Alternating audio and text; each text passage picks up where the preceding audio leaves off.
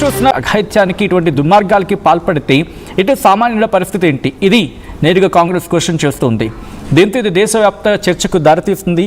ఈ అంశం మీదే ఇప్పుడు బీజేపీ హైకమాండ్ ఫోకస్ చేస్తుంది. ఏం జరుగుతుంది తెలంగాణలో? మరి ముఖ్యంగా బండి భగీరథ ఇష్యూ ఎటువంటి టర్న్స్ తీసుకుంటోంది? ఎటువంటి డెవలప్మెంట్స్ ఉన్నాయి?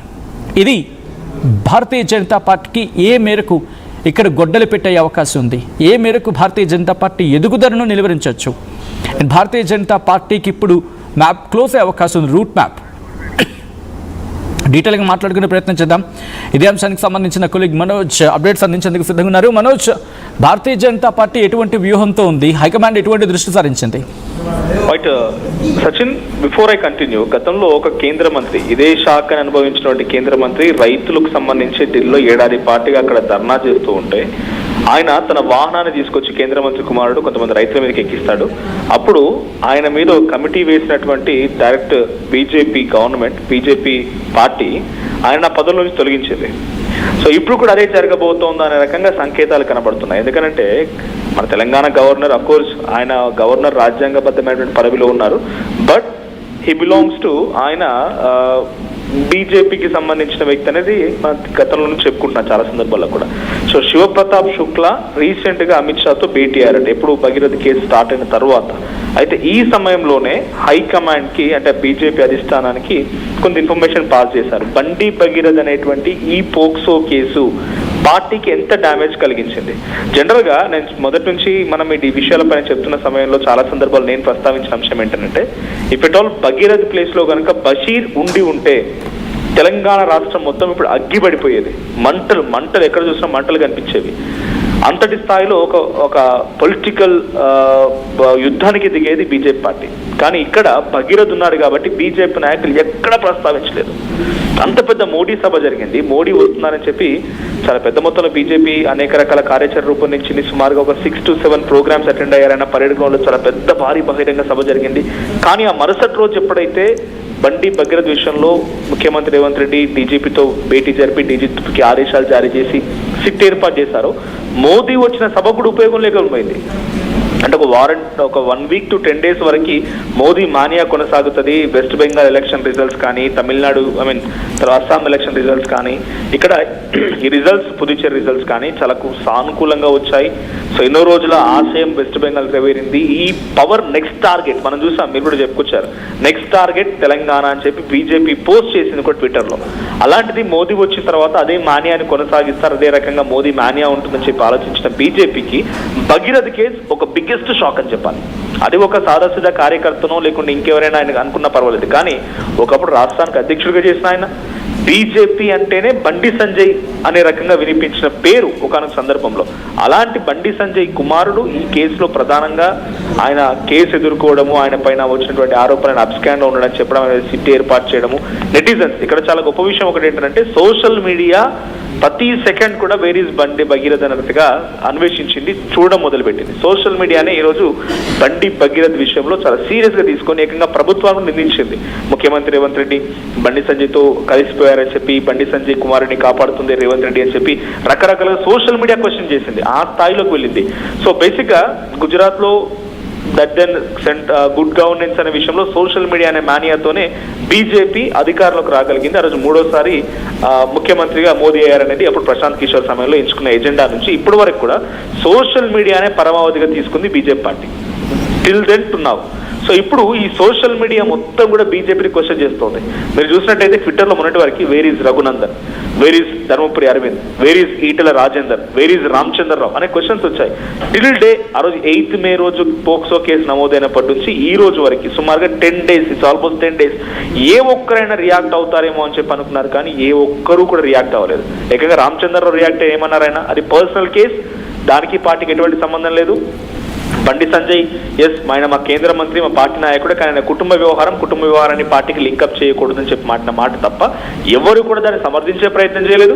అలాగా చెప్పి దాన్ని వ్యతిరేకించడం లేదు, సైలెంట్ గా మౌనంగా ఉండిపోయారు. సో ఇక్కడ బీజేపీ ఎటువంటి పొలిటికల్ చదరంగంలో ఇరుక్కుందనంటే, సో తమ దాకా వస్తే ఇలాగ ఉంటుందన్న రకంగా పబ్లిక్ అందరికీ అర్థమైపోయింది. సో ఇప్పుడు బండి భగీరథ కేసుతో బీజేపీ ఎంత డ్యామేజ్ అయింది, ఎంతలా ఇరుక్కుపోయాము అనే రకంగా అమిత్ షా ఎప్పటికప్పుడు ఆరాధిస్తున్నారని. దట్ సేమ్ టైం గతంలో అజయ్ మిశ్రా చెప్పినట్టుగా అక్కడ సెంట్రల్ మినిస్టర్ గా ఉన్నటువంటి సేమ్ పొజిషన్ అనుభవించినటువంటి వ్యక్తి తన కుమారుడు కొంతమంది రైతుల మరణానికి కారణమైతే తన పదవిని తొలగించినట్టుగానే ఇటు బీజేపీకి సంబంధించి బండి సంజయ్ పదవి కూడా తొలగించాలి అని చెప్పి అటు విపక్షాలు అంటే కవిత క్వశ్చన్ చేశారు.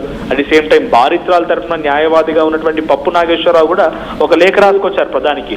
సో డిమాండ్స్ ఎక్కువగా వినబడుతున్నాయి. ఒక పోక్సో కేసు ఎదుర్కొన్నటువంటి కుమారుడు తండ్రి ఈ స్థాయిలో ఉంటే ఆ పోక్సో కేసు పారదర్శకంగా ఇన్వెస్టిగేషన్ జరగదు కాబట్టి ఆయన పదవుల నుంచి తొలగించాలని చెప్పి డిమాండ్స్ కూడా సోషల్ మీడియాలో వస్తున్నాయి. కాబట్టి ఈ డ్యామేజ్ మనం కంట్రోల్ చేయాలంటే నిజంగానే బండి సంజయ్ మనం తొలగించాలా అనే క్వశ్చన్ తో అమిత్ షా రంగంలో దిగి ఇన్స్పెక్షన్ ఆయన ప్రాసెస్ ఆయన చేస్తున్నారు. అందరికి తెలిసిందే పార్టీలో చాలా కీలక ఎవరంటే అమిత్ షాని చక్రం తిప్పుతూ ఉంటారు ఎక్కడ చూసినా కూడా. సో ఇప్పుడు అమిత్ షా డైరెక్ట్ గా తెలంగాణలో బీజేపీ పరిస్థితి ఏంటి, నెక్స్ట్ టార్గెట్ అనుకున్నాం కదా, మరి తెలంగాణలో బీజేపీ ఆ స్థాయిలో ఉందా?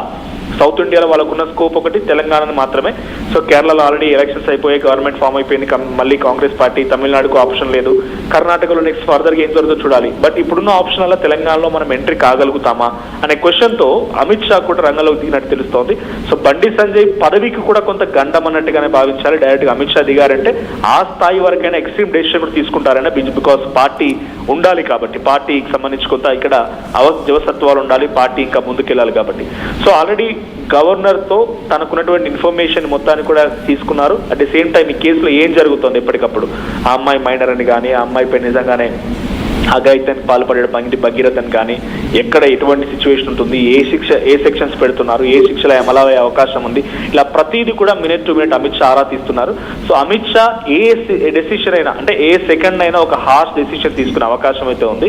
బికాస్ పార్టీని పూర్తిగా ఒక వ్యక్తి కోసమో ఒక సింగిల్ ఎజెండా కోసమో పూర్తిగా తాకట్టు పెట్టే అవకాశం అయితే లేదు. ఎందుకంటే 8 మంది ఎంపీలు ఇచ్చినప్పుడే తెలంగాణలో బీజేపీకి స్కోప్ ఉందనే విషయం వాళ్ళకి అర్థమైపోయింది. వాళ్ళు సింగిల్ డిజిట్ నుంచి కాస్త 8 మెంబర్స్ ఎమ్మెల్యేస్ ఇక్కడ గెలిపించుకోగలిగారు. మొన్న మధ్య మున్సిపాలిటీ ఎన్నికలు వచ్చినప్పుడు కూడా వాళ్ళకు అనుకున్న స్థాయి రిజల్ట్స్ రాకపోయినా కూడా బట్ మనం ఇక్కడ సస్టైన్ అవ్వగలుగుతామనే సంకేతాన్ని మాత్రం కొన్ని మున్సిపాలిటీలు దక్కించుకోవడంతో దొరికింది. వీటన్నిటిని కొలాప్స్ చేసుకోవాలా ఒక్క సింగిల్ పర్సన్ కోసం, ఒక్క కేసు కోసం ఇంతలా మొత్తం మనం కిందికి డౌన్ అయిపోవాలన్న రకంగా వాళ్ళు భావిస్తూ ఎప్పటికప్పుడు రిపోర్ట్ తెచ్చుకుంటున్నారు. సో 8 మంది ఎంపీల్లో కూడా మనం చాలాసార్లు చెప్పుకొచ్చాం, ఈటెల రాజేందర్కి బండి సంజయ్కి మధ్య వివాదం తెలిసిందే, ధర్మపురి అరవింద్కి బండి సంజయ్కి మధ్య వివాదం తెలిసిందే. సో 8 మంది ఎంపీల్లో కూడా ఎవరికి వారే యమునా తీరే అనే చందంగా ఎప్పుడు కూడా ఒక చోట కూర్చొని మాట్లాడుకున్నట్టు కానీ, ఒక ఎజెండాపై డిస్కస్ చేసినట్టు కానీ, తెలంగాణ విషయంలో ఏదైనా నిధుల కోసం ఒక తాటికి వచ్చినట్టు కానీ, క్వశ్చన్ చేసినట్టు కానీ లేదు.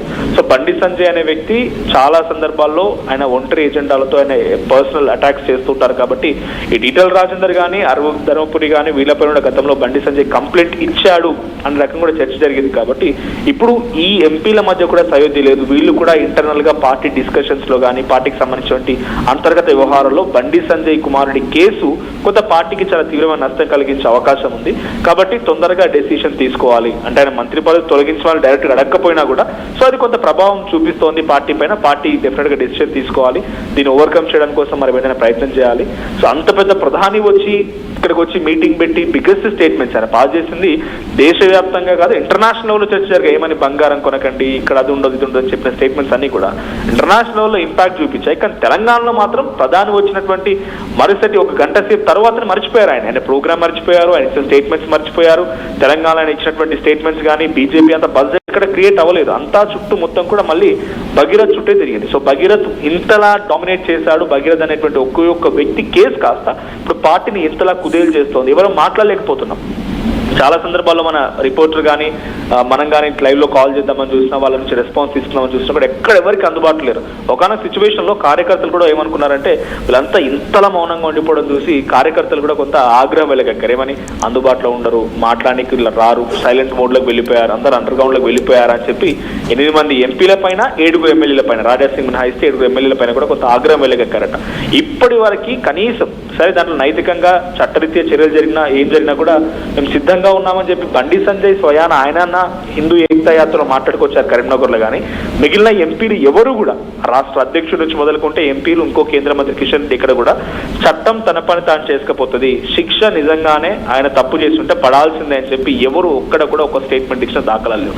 సో ఇవన్నీ కూడా పబ్లిక్ లో కొంత నెగిటివ్ టాక్ తీసుకొస్తున్నాయి బీజేపీ పట్ల. అంటే ఇక్కడ వేరే ఒక వ్యక్తి ఉంటే కనుక ఇప్పటికే చాలా రాద్ధాంతం చేసేవారు. గతంలో జూబ్లీ హిల్స్ సంబంధించిన ఒక పోక్సో కేసులో చూసాం. స్వయాన బండి సంజయ్ ఏమంటారు, ఆయన ఒక మీడియా సమావేశం పెట్టి సెక్షన్ 164 ప్రకారంగా అమ్మాయిని మెజిస్ట్రేట్ ముందుకు హాజరుపరిచి స్టేట్మెంట్ రికార్డ్ చేయాలి. వాళ్ళ పేర్లు చెప్తోంది, వాళ్ళ ఊర్లు చెప్తుంది, వాళ్ళు ఎందుకు అరెస్ట్ చేస్తున్నారు, సీఎం ఎందుకు మౌనంగా ఉన్నారు.